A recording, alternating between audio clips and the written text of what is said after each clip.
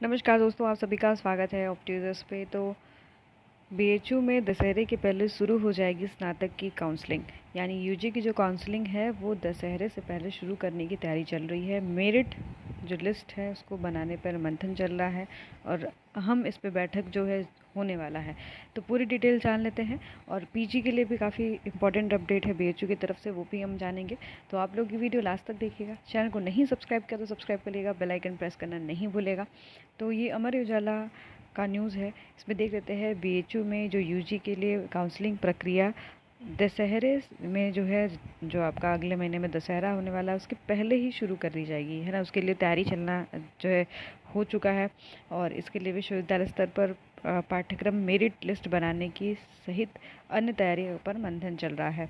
याद रखिएगा कि अब जो है मेरिट लिस्ट बनेगी और फिर उसके हिसाब से जो है आपकी काउंसलिंग होगी। तो विश्वविद्यालय स्तर पर गठित प्रवेश समन्वय समिति केवल नेशनल टेस्टिंग एजेंसी की ओर से प्रवेश परीक्षा में सफल छात्रों का आंकड़ा जारी करने का इंतज़ार कर रही है। तो अभी भी जो आपका रैंक आएगा उसके अकॉर्डिंग जो है काउंसलिंग होगी। तो रैंक का जो मतलब एक मेरिट लिस्ट बनेगी यहाँ पर भी और फिर उसके हिसाब से यहाँ पर काउंसलिंग होगी। तो शिक्षा मंत्रालय की ओर से आप सभी को पता है कि फर्स्ट टाइम जो है CUET जो है करवाया गया था। इस बीच शिक्षा मंत्रालय ने काउंसलिंग सहित अन्य प्रक्रिया से संबंधित विश्वविद्यालयों द्वारा कराए जाने वाले निर्देश जारी किए हैं। तो एनटीए जो है एग्ज़ाम कंडक्ट करवा दी, रैंक घोषित कर देगी, पर जो काउंसलिंग प्रक्रिया है वो आपके जो है कॉलेज में ही होगा। आप सभी को पता है कि 15 से 30 जो है 15 जुलाई से लेकर 30 अगस्त तक आपकी जो है यूजी की परीक्षा चली थी।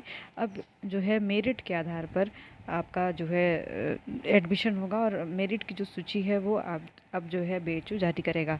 तो बैठक होने वाली है शनिवार को। बैठक में मंथन के बाद इसी सप्ताह एक और बैठक होनी है, यानी शनिवार को बैठक हुई थी, फिर इस बार और बैठक होगी। और इस बैठक में क्या क्या चीज़ें होंगी याद रखना कि सीट के सापेक्ष मेरिट सूची बनाने की मतलब यहाँ पर जो है जितने सीट्स हैं उसके हिसाब से मेरिट लिस्ट बनेगी और फिर जो है काउंसलिंग में अभ्यर्थियों को बुलाया जाएगा। याद रखना कि मेरिट में अगर आप आओगे तो ही आपको काउंसलिंग लेटर जो है काउंसलिंग कॉल बीएचयू भेजेगा।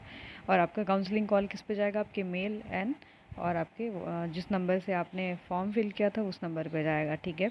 अन्य तैयारियों पर चर्चा की जाएगी, जैसे कि किस तरीके से काउंसलिंग ऑनलाइन मोड में होगा कि ऑफलाइन मोड में होगा या फिर जो है दोनों मोड में होगा। इन सब पे भी जो है ये जो अभी बैठक होने वाली है इसमें चर्चा की जाएगी। तो याद रखना कि अब जो रैंक एक बार आ जाए तो उसमें मेरिट लिस्ट आ जाएगी। मेरिट लिस्ट में अगर आप होंगे तो आपको काउंसलिंग लिंक जो है भेजा, काउंसलिंग कॉल जो है बीएचयू के द्वारा भेजा जाएगा।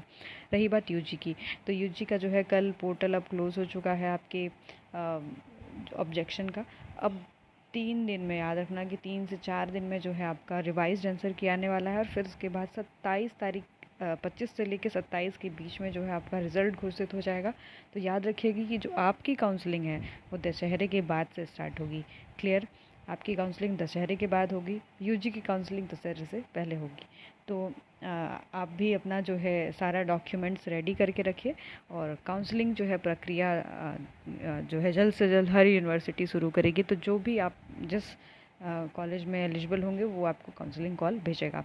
आपको इसके लिए कोई फॉर्म नहीं फिल करना होगा, क्योंकि अगर आपने मान लीजिए कि वहाँ पर प्रेफरेंस में डाला ही रहा होगा कि आपका प्रेफरेंस जेएनयू, बीएचयू और एचसीयू और भीमराव अम्बेडकर या फिर आपका सिक्किम है या फिर यूनिवर्सिटी ऑफ पौंडीचेरी है, तो वो लोग आपको खुद कॉल भेजेंगे अगर आप लोग उनके रैंक और उनके मेरिट लिस्ट के हिसाब से होंगे।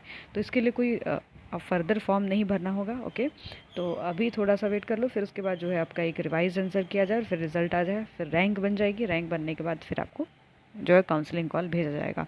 तो बीएचयू जो है यूजी की जो काउंसलिंग के लिए एकदम तैयार है। अब जो है बैठकें चल रही हैं और फिर उसके बाद एक बेस्ट मेरिट लिस्ट बनेगी, फिर उसके बाद काउंसलिंग प्रक्रिया शुरू हो जाएगी। तो ये लेटेस्ट अपडेट आप सभी के लिए। ऐसे अपडेट के लिए जुड़े रहिएगा, चैनल पे सब्सक्राइब करिएगा, शेयर करिएगा। धन्यवाद।